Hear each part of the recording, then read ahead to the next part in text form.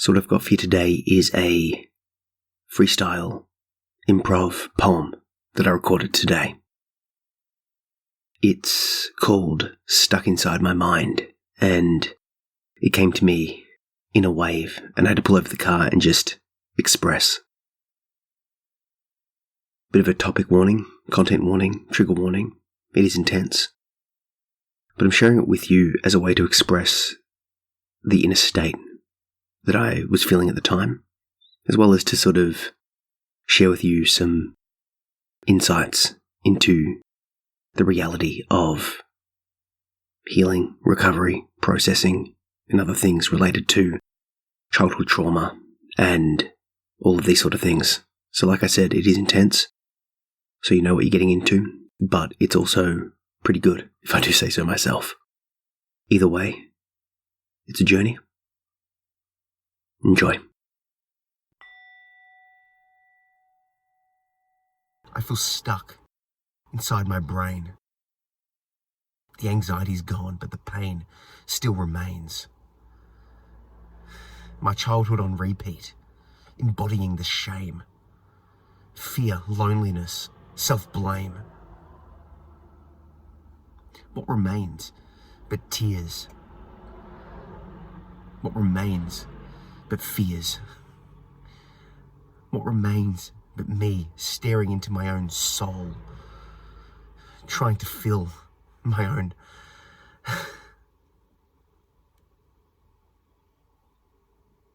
I'm not whole.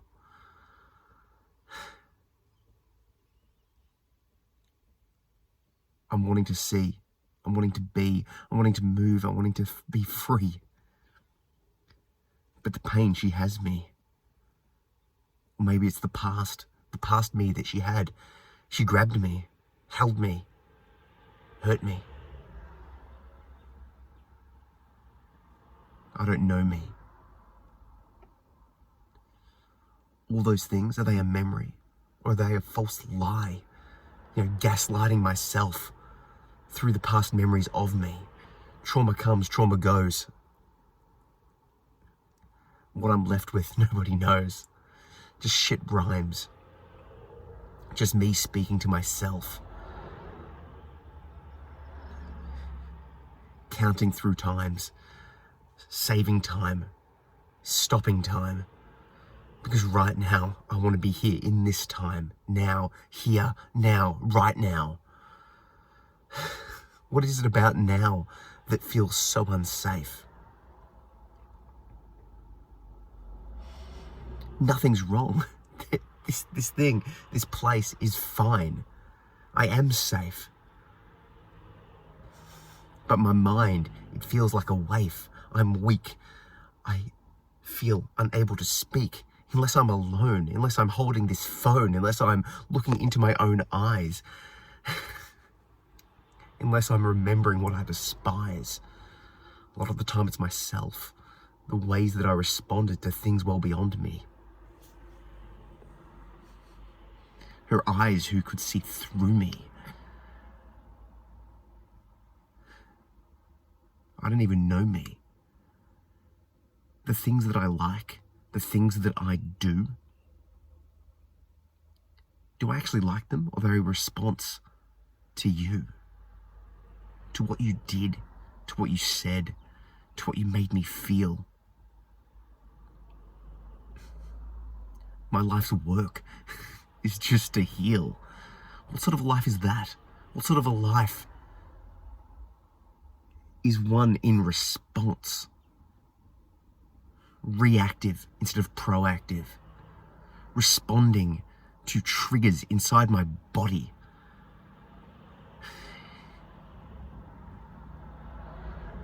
I feel that I want to heal.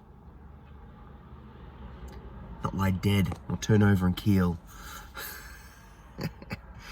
But it's fucking hard to keep going, to keep on showing up, to keep moving, to keep hoping, to stop myself from blowing up. I put these words out there and wonder if they'll corrupt another person like me into thinking differently, into speaking out, into seeking help, into an understanding of what it's all about, that they're not alone, that they can find a home. I say all of these things, but it's all a fucking lie. Because my body and my brain seem to want to fucking die. Waking up in tears. Reverberating in fear. It seems clear that this battle is ongoing, that I have to keep on showing up, that I have to keep on moving. But it's just hard. It's hard to keep on grooving when the music is playing. Sounds like a funeral march. Starch words. My mouth is parched. Shouldn't go to alcohol. Shouldn't drink, because then I'd be unable to think. Vomit those words down the sink. With the food, with what I eat, with the soles of my feet, I walk across broken glass, across jagged rocks.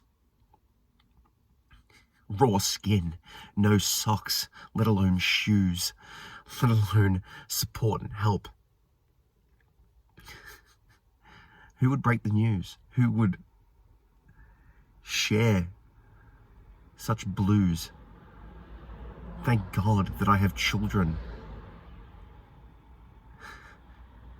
to keep me here.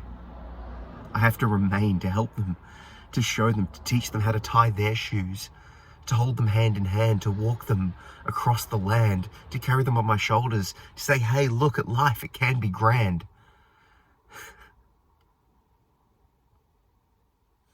I'm blessed with the baggage of life, weighed down by love, despite all of the inner strife.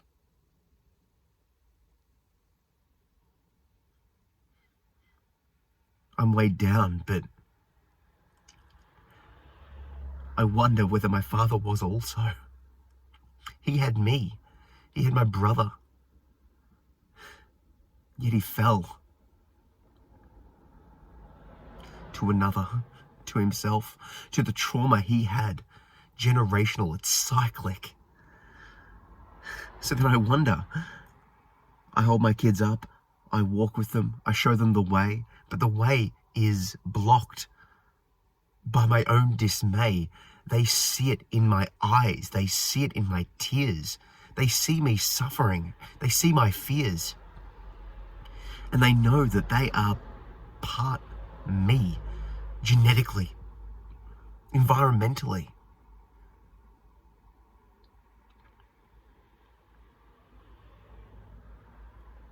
Are they cursed like me? Are they cursed to see the world bleakly? Are they cursed to walk meekly in fear of themselves and how they respond to every little thing? People say I'm brave for speaking out thusly, to put my thoughts here, to, share what's in here. But it's not brave. It's all I can do to save myself, to express the inner mess from the safety of a screen. When really I can't handle being seen. What would it mean for you to see my soul, to see me actually, to see my whole self?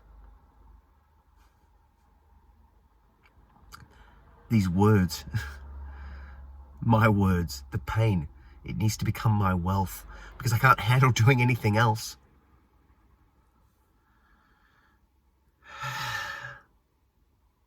Take a breath. Drop all expectations. Be here now. You are safe. Good thoughts, bad thoughts. It's okay to have all thoughts. These are the words I say to myself daily. Let it go and just feel. Take some time. Take a breath. Heal. It's okay. It's okay to not know your way. I say these words to myself every day.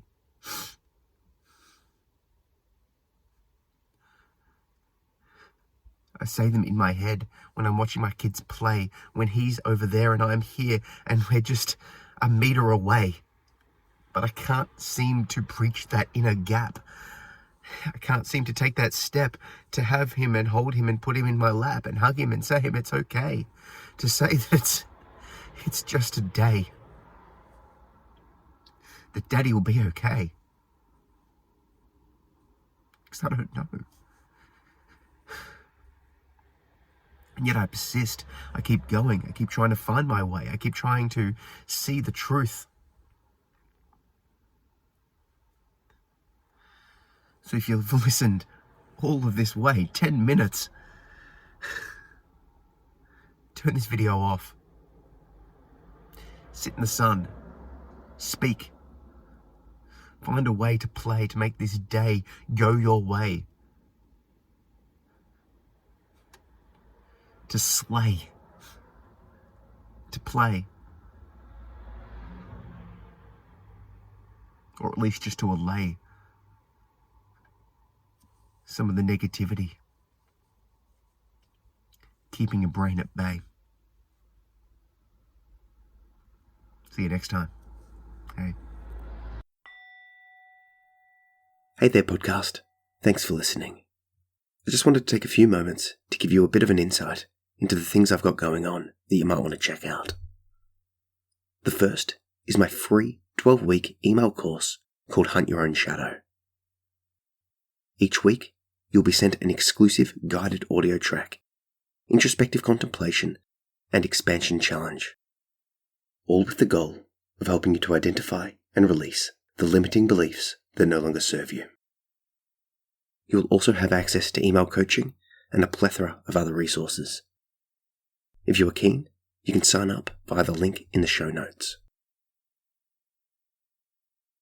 I also want to let you know that I have an ever-growing collection of courses on Insight Timer and Skillshare, focusing on meditation, self-improvement, creative writing, healing, and personal development.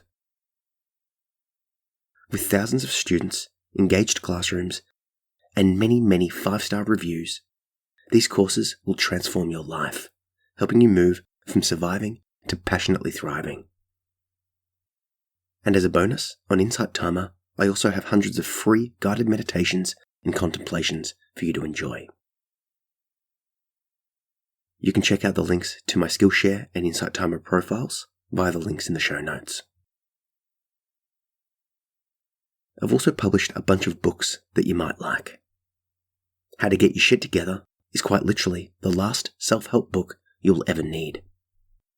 It begins with the 7 principles you need to turn your life around, followed by 6 sections that will help you to overcome anxiety, defeat depression, move on from trauma, get organized, find meaning, and follow your dreams. How to Get Your Shit Together has the potential to turn your life around, to improve your mental state, functionality, and overall health. It's out now as a paperback, ebook, and audio. If you're into poetry, I'll suggest you check out my collections, including the best-selling new releases for Australian and Oceania poetry called Bound to the Wings of a Butterfly and A Requiem for What Could Have Been. If you are a poet or wanting to be one, you may also appreciate my book, How to Write Evocative Poetry. This is a guidebook for unlocking creativity, expressing truth, and captivating imagination. It contains examples and breakdowns of my best works, along with guided instructions that will get you writing evocative poetry yourself. All these books are available in paperback, ebook, and audio, and you can grab a copy via the links in the show notes. Finally, if you are interested in working with me, I offer one-on-one coaching and mentoring, helping spiritualists, entrepreneurs, and coaches navigate dark nights of the soul, guiding them to take themselves from surviving to passionately thriving, using tips, tools, and techniques that enable them to process the past, accept the present, and embrace the future with positivity and purpose. I only take on a few clients at a time, So if this sounds like something you'd be keen for, you can find out more and apply to work with me via the link in the show notes. And you can check all of those offerings out and more via my website, zachary-phillips.com, or follow me on social media everywhere at Zach B. Phillips. Thanks for listening, and I'll see you in the next episode. Catch ya.